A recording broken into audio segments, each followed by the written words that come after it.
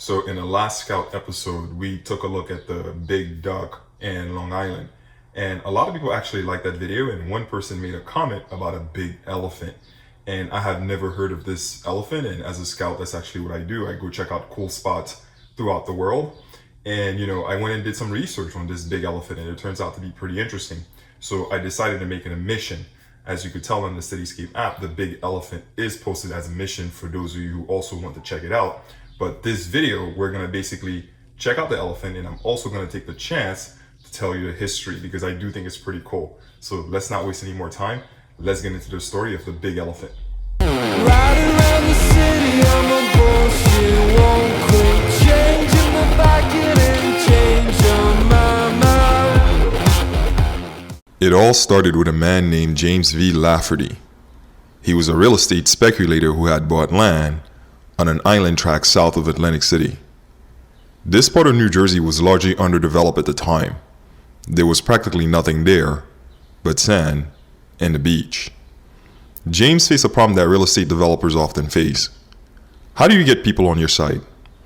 This is the same problem that gave birth to the Vessel, a honeycomb structure in New York City at a formerly underdeveloped space called the Hudson Yards. New real estate need to give people a reason to come. James was well aware of this, but he had an idea. James was not just an entrepreneur. He fashioned himself as an engineer and inventor. He went on to design an unusual structure that would serve as a restaurant. This structure was an elephant with a canopied seat at its top for people to enjoy ocean views as they dine. James employed two Philadelphia architects and constructed the elephant at a cost of $38,000. This is equivalent to $1 million of today's dollar. The elephant was built in 1881. James would later realize that his creation was not only unique, but quite a complicated and technical feat. So in June 1882, he applied for and won a patent for buildings shaped like animals. This is now called zoomorphic architecture. Lucy, upon its inception, was a huge success.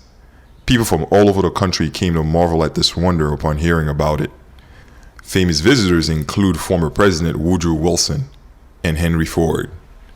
James would later go on to build another elephant known as the Colossus, a 12-story engineering marvel that was housed in Coney Island, Brooklyn. Unfortunately, Colossus is no longer with us. In her lifetime, Lucy served as a restaurant, business office, cottage, and was even a tavern. She has had quite a mix of jobs. She was even rented by a family of 6 in 1902. They installed a kitchen, parlor, and even added a second floor inside Lucy. The family eventually moved out, and as the years went by, Lucy became increasingly neglected. By the 1960s, the land Lucy was on got purchased by a new real estate developer, and Lucy, who had fallen into serious disrepair by then, was scheduled for demolition. The property developers wanted to build condominiums at the site Lucy was on. However, the community wasn't just going to stand by. A group of Margate citizens formed the Save Lucy Committee and began to fight the developers. The developers gave the Margate citizens 30 days to move Lucy, or it would be destroyed. Through a remarkable show of grit and initiative, the committee managed to raise the money needed to move Lucy in time. This was mostly done through a grassroots, door-to-door campaign by volunteers. On July 20th, 1970, Lucy was moved to a city-owned lot and completely refurbished. It took 7 hours to move Lucy to her new location. Lucy's original wooden frame was buttressed with new steel, and the deteriorated howdah was replaced with a replica. In 1976, Lucy became a designated National Historic Landmark. Lucy is the oldest roadside attraction in America.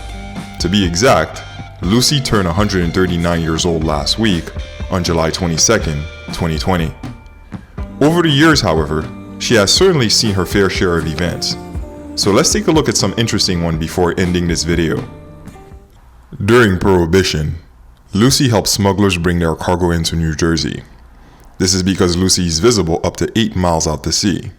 If Lucy's eyes were red, this means the Coast Guard or other authorities were patrolling the beaches. If a green light shines out of Lucy's eyes, then it was clear to bring in the booze. Lucy has been struck by lightning several times throughout her lifetime. The last one was in 2006. In 2012, Hurricane Sandy made landfall near Margate. Lucy remained unscratched, surprisingly. On July 23, 2016, Lucy announced candidacy for President of the United States. She was meant to serve as a third alternative for those who couldn't decide between Hillary Clinton and Donald Trump. On February 27, 2020, Lucy became the first national landmark allowing overnight stays. She was placed on Airbnb at a price of $138 per night. This price was not arbitrary.